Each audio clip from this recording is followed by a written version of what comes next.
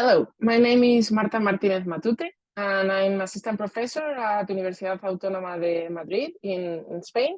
And I'm going to present this paper entitled Gender Gap in the Choice of Economics, the Importance of Content, Information, and Students' Stereotypes, which is joint work with all my colleagues from the Department of Economics at Universidad Autónoma de Madrid. So the paper basically tries to respond to the question on why women do not choose to study economics. So the relative position of women has significantly improved in the last decades in many countries in the world.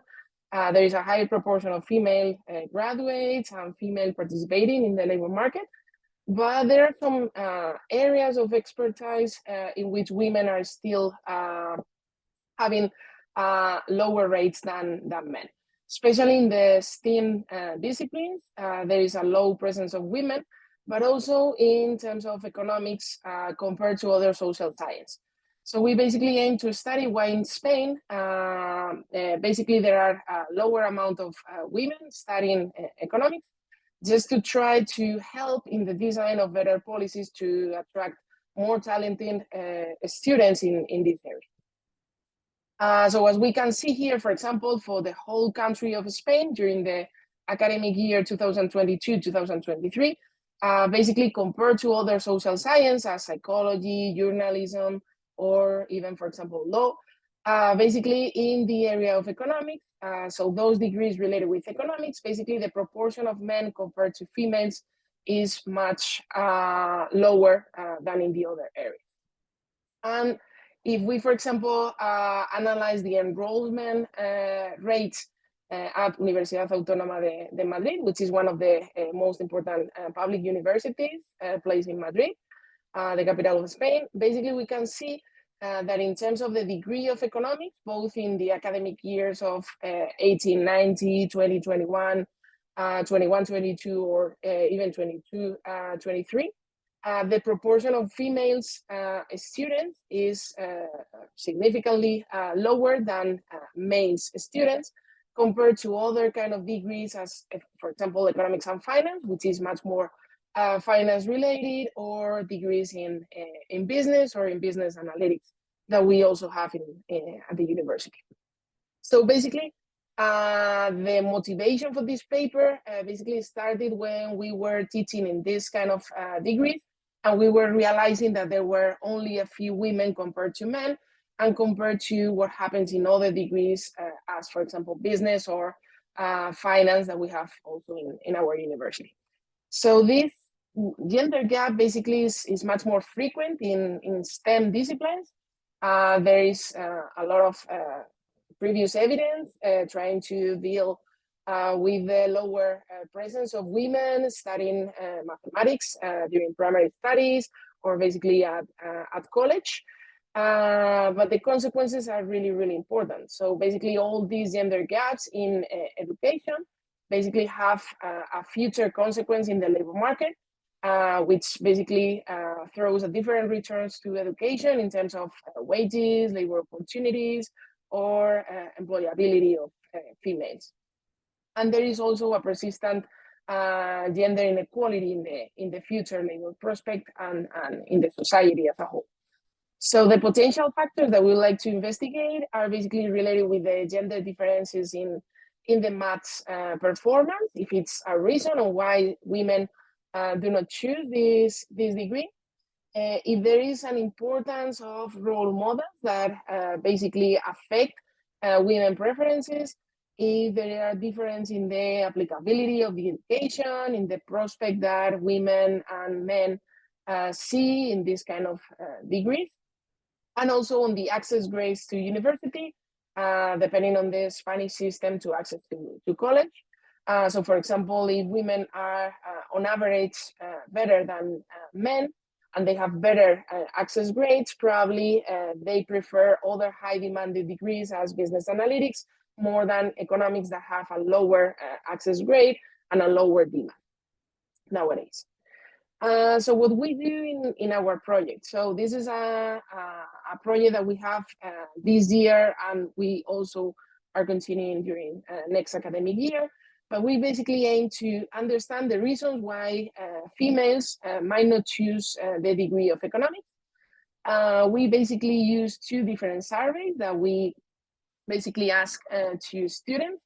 One of these surveys is oriented to undergraduate students in the degree of economics, but also in the degree of business, business analytics, business and finance, and basically business.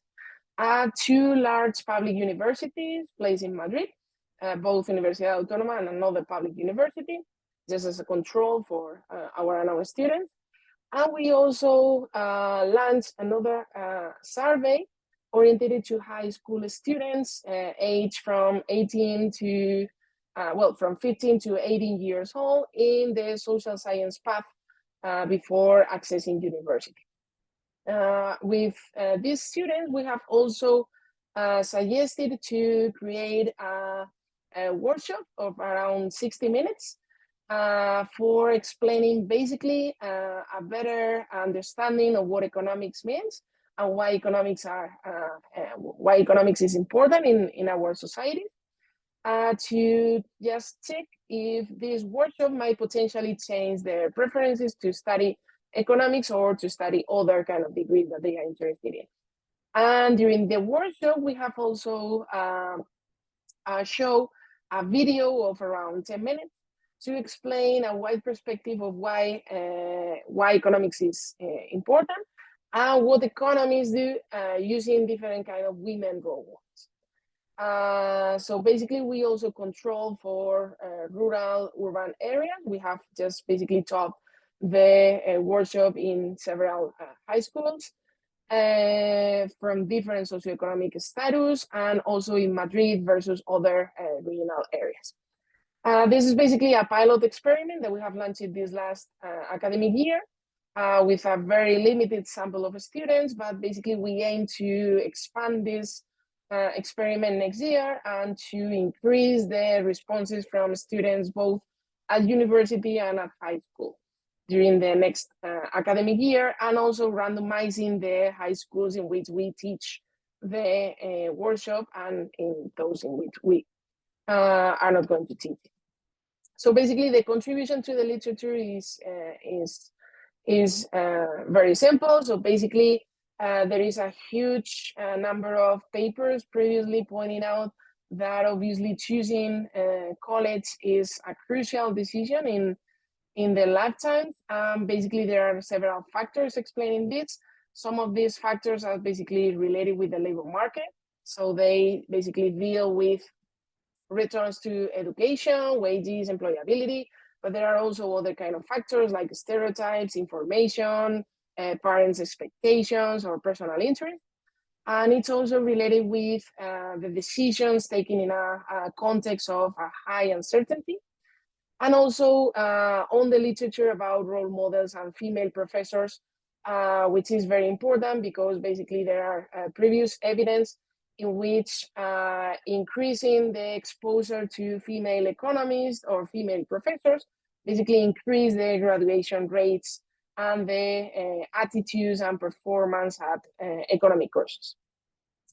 So these are basically the objectives of the project, as we have seen. So basically quantify the presence of men and women in the degree of economics, basically compare gender differences in this degree with other degrees related in the faculty, understand the factors behind these differences in men and women, enrollment rates in economics, basically to expose students at high school to a workshop in which we basically teach a wide experience about economics, and we expose these students to female role economists, and basically identify the factors to lead to a change in their preferences, and basically defining an action plan to suggest different policies in terms of attract and retain talented women in this field.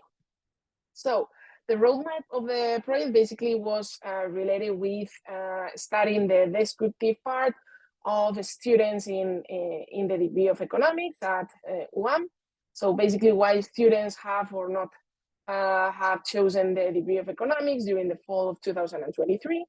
with a survey to college students at first year. So they were all fresh women and fresh men at 4 different degrees of business and economics and 2 public universities.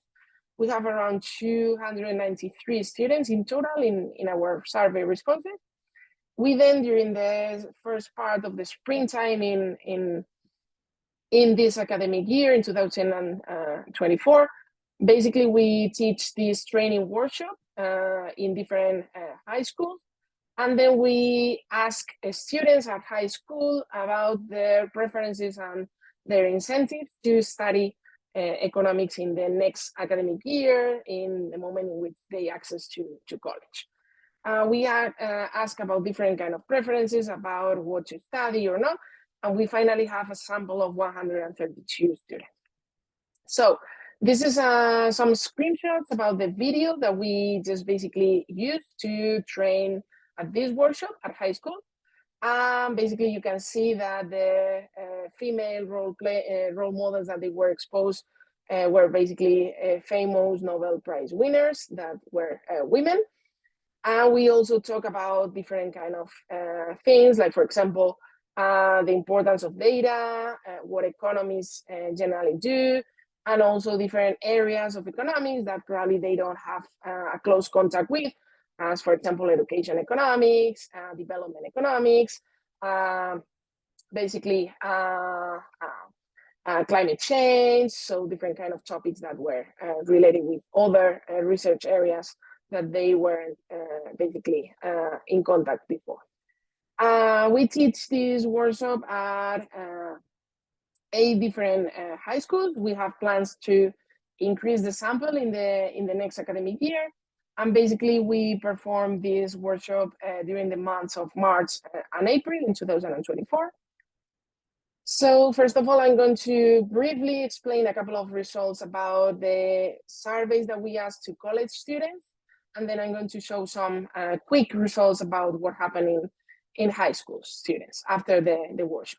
So basically, from our sample of college students, from our almost 300 students at UAM and another public university, basically, we asked couple of questions about what were their motivation to study a degree, the type of work in the future, wages, if they have previous information about what they prefer to study, and if they find role models important for their own decision to study economics. We have seen that the most important role model is basically their high school teacher and their high school teacher of economics, but also other famous entrepreneurs or economists that generally appear on social media, or basically friends are also important role models that they have to basically drive their decision to study economics. And there are also gender differences in terms of high school teachers, in the type of work that they aim to have in the future, and also in the area of economics that they prefer. So first of all, we can see that when the student is a female and she's exposed to having a female high school teacher, basically the percentage of students that choose economics is much more important than in terms of male students. And also in terms of a female student that have a previous male teacher at high school. On the other hand, there are some differences in the type of job that they see themselves in the future. So for example, females basically see themselves in jobs more related to managers of a company, or basically data analysts.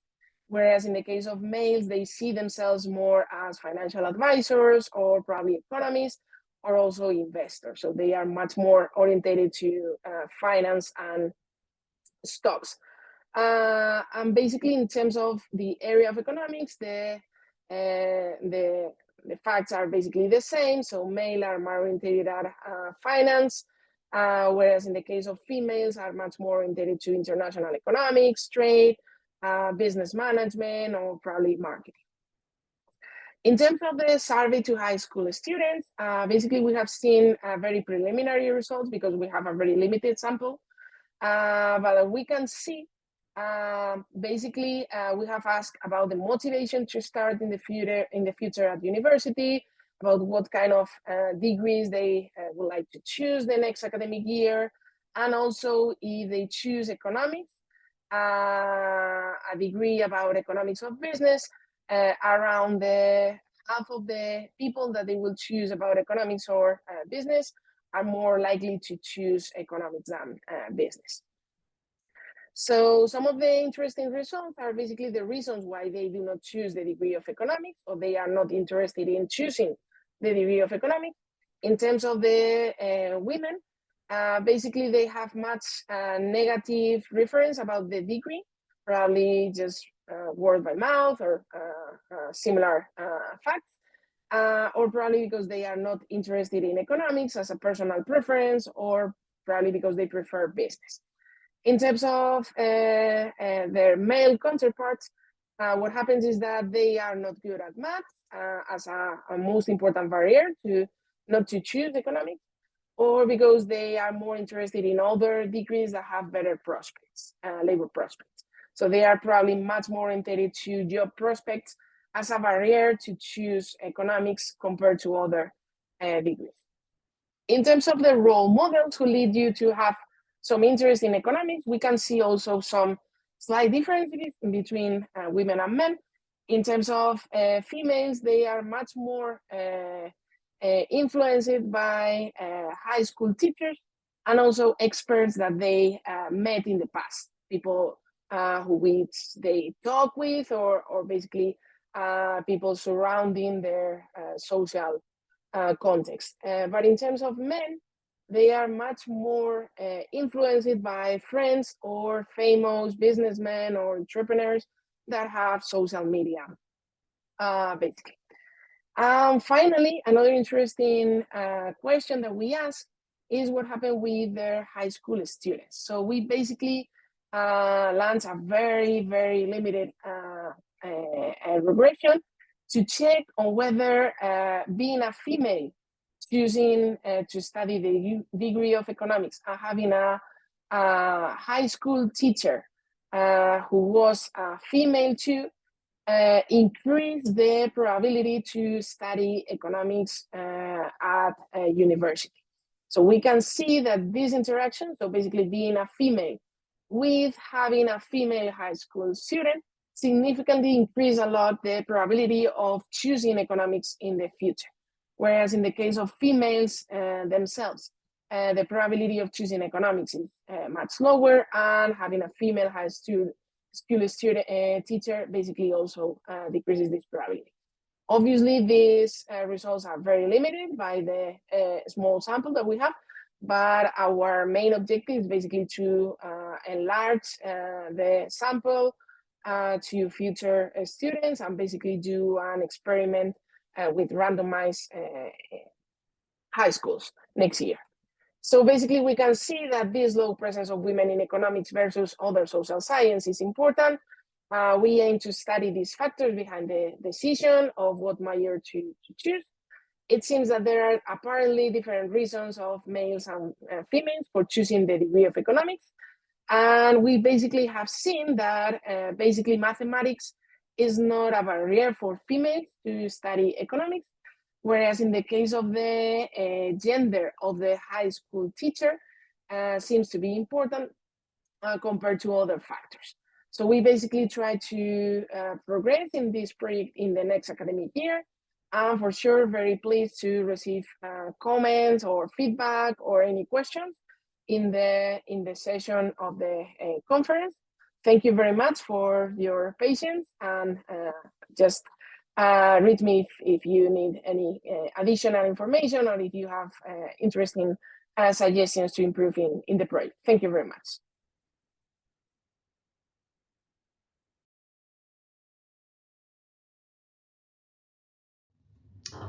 Hello, my name is Stephen Schmidt. I am a professor of economics at Union College in Schenectady, New York. And in this video, I'm going to tell you something about my experience creating a course on race and economics in the United States. And I'm going to share some thoughts that might help you if you are interested in creating a similar course at your own institution. So why should we do this thing? Why do we need to teach a course that's specifically about race and economics? I'm going to give you a visual answer to that because this is going on. You can see this image is taken from a march of the Black Lives Matter movement. So since 2014, we've really lived in a world where people's awareness of the importance of race, not as a proxy for socioeconomic status or cultural factors, but race in and of its own direct self, is increasingly important in understanding why the world works the way it does and why the economy works the way it does. The old view that we lived in a world that was post-racial, to use the term of art, where people were learning to look past race, the idea that that was happening was shattered by Ferguson. So we need to come to terms with a new world in which we understand that the way of using race as a decision-making process, not only in economic decisions, but that's the part that economists are going to talk about, is salient in a way that it hasn't been for a while. Economists, at least on my campus, but I think on most, have not done as much to contribute to that conversation as some of the other departments in the social sciences have done. The political science department, the sociology department, history department, maybe the philosophy department. And I think that's unfortunate because I think there are some useful things that economics offers to this conversation that we should be contributing.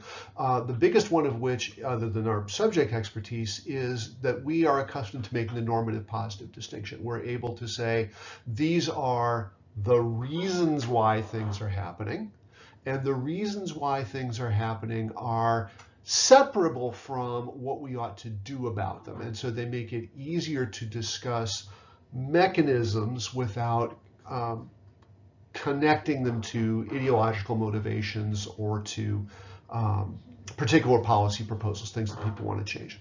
So I want to do that on my campus. I want to be able to come to the conversation about race and economics here and say, all right, let's try to explain what happens and the reasons that it happens.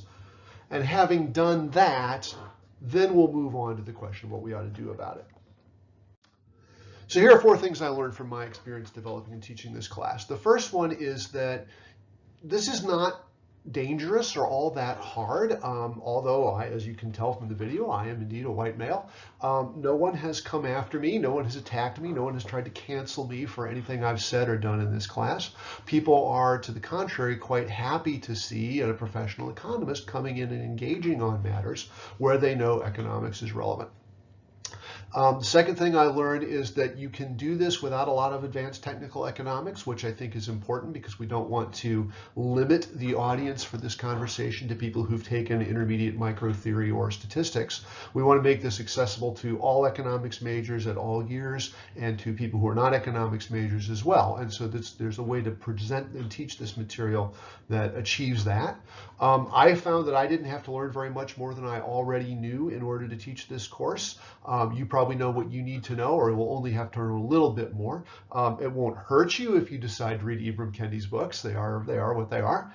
But you can teach a course on race economics without having to go absorb new disciplines or new material you're not terribly familiar with.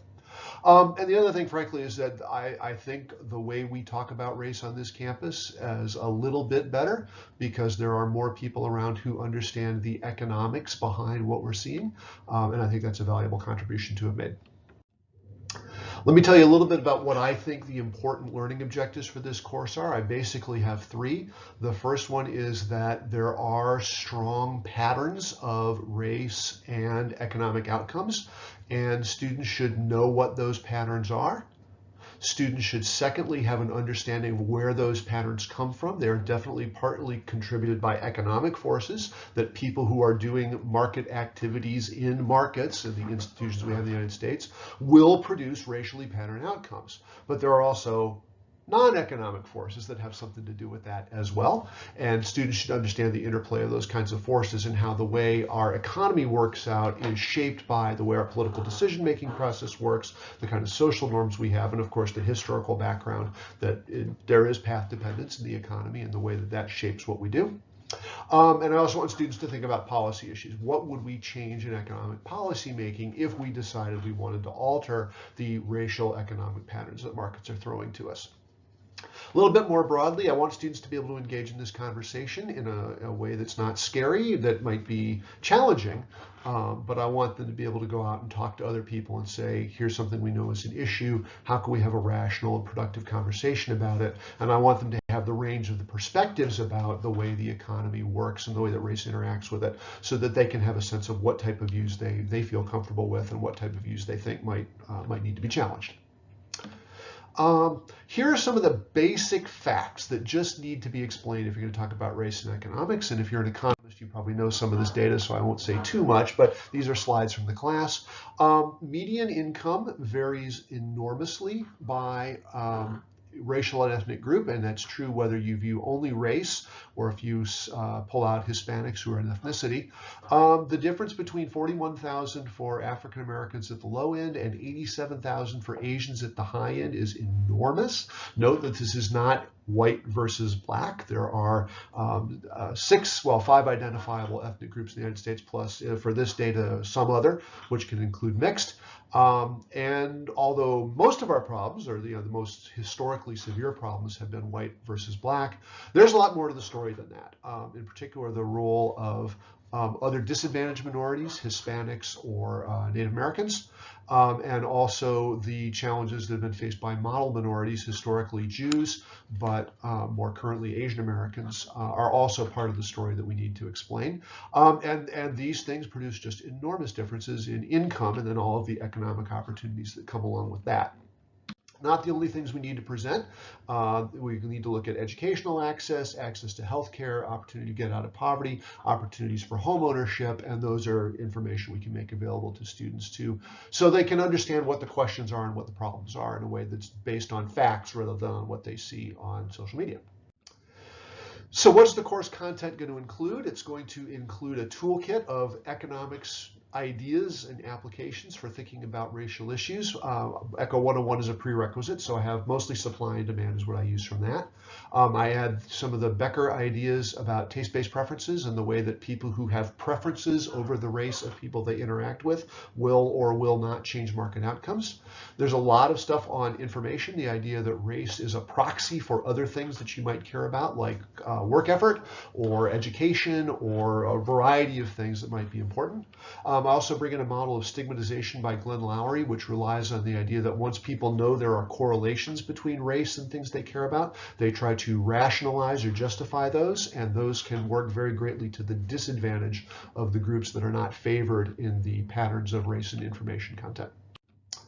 At that level, you can present things hypothetically, and I find it really eases the problems that students have if you talk about Vulcans and Martians, if you know who Mr. Spock and Marvin the Martian are. And so at that level, I often just do examples of those two races so that I can abstract away from real racial problems. But when you go to applications, then you start bringing in the real racial issues of the country and the things that we need to address. So I then, the rest of the course, so once that toolkit is established, it takes about a fifth or a quarter of the course time, go to units on labor markets, education, income and wealth, access to banking and finance, housing markets, and broadly access to public goods, where this is where more of the interdisciplinary content of the course comes. That we bring out the ideas about race and social norms, about the way race influences politics and our history of race, because those things do interact with the markets. And so this is an opportunity for me to cross disciplinary lines a bit, which I think people favor us doing, and to draw in students from other majors into the discussion of economics, which is often very good for the economics majors who get a broader range of perspectives when they do that. Don't have to take econometrics. I think we also should have upper level courses that look at data and facts and look at how race influences things at that level. That kind of course is not so accessible to folks who are not economics majors, but I think you should do both. But I haven't done the second one yet. I won't try to give you my whole reading list. I'll say my syllabus is accessible online. If you Google me, you'll find me, Steve Schmidt, Union College. But these are some of the books I use, and you can pause this and read if you want to. So what have we gained from this? I'm going to say that I think the economics department is now taking part in a conversation that it really should be participating in. It's broadened my ability to contribute to learning across my departmental line, doing more things with political science students and history students than I used to.